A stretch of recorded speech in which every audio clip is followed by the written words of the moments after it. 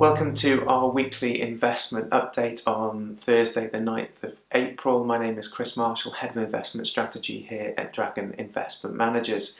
Over the past 7 days or so, we've seen, unfortunately, the rise in number of coronavirus cases around the world. It took us around 3 months or so to get to the 1 million case mark, and it's taken us really 7 days to increase that to 1.5 million, with around 88,000 deaths now recorded worldwide. Unfortunately, over the past few days and hours, we've seen New York, UK and Belgium post their deadliest days. But equity markets, which of course are forward-looking, are continuing to take some optimism from both the lockdowns being removed from Wuhan in China, as well as some of the European countries showing some signs that they have reached their peak and cases are now receding. There is also this optimism that perhaps, although a number of cases is still increasing in many places, the peak is only a few weeks away.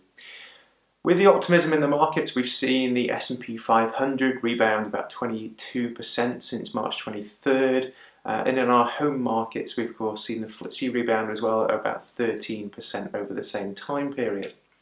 Now, when we look to markets, there are some common themes coming through. Companies really continue to find strategies and ways to shore up their balance sheets and increase cash positions. Many industries, certainly such as aviation and travel, perhaps face the greatest uncertainty in this current crisis. But it's been something that we've seen across all corporations, that we've seen cut dividends, raise more debt in capital markets, axe their capital expenditure programs, and of course many companies at least pausing their share buybacks, which have been at quite a high level for the past few years. In our home markets, we've seen around 25% of companies listed on the FTSE 100 now come out with restrictions or even cuts to their dividends, and this is really quite a good reflection of what we see going on in foreign markets as well.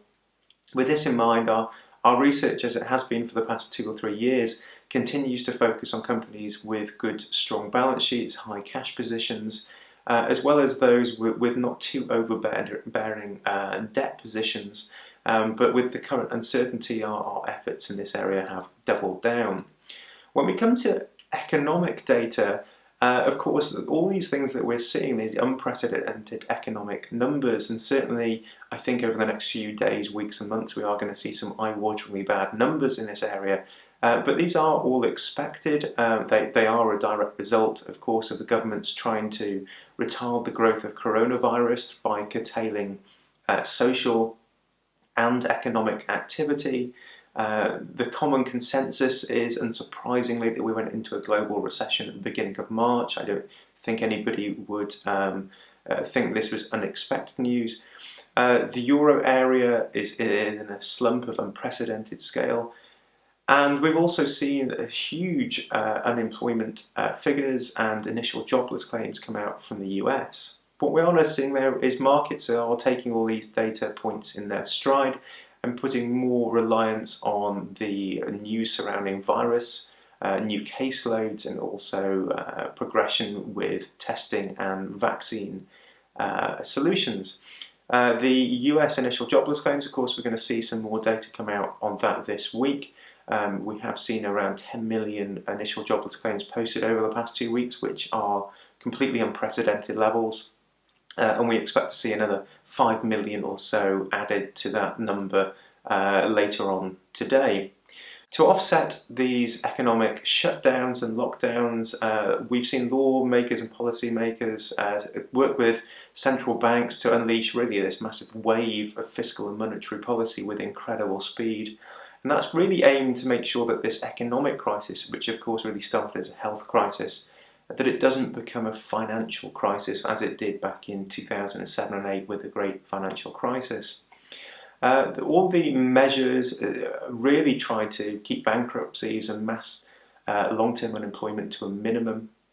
And while deep recession is almost a certainty, these measures will have softened the blow to many individuals, small businesses along the way. And markets are really taking that optimism from these measures put in place.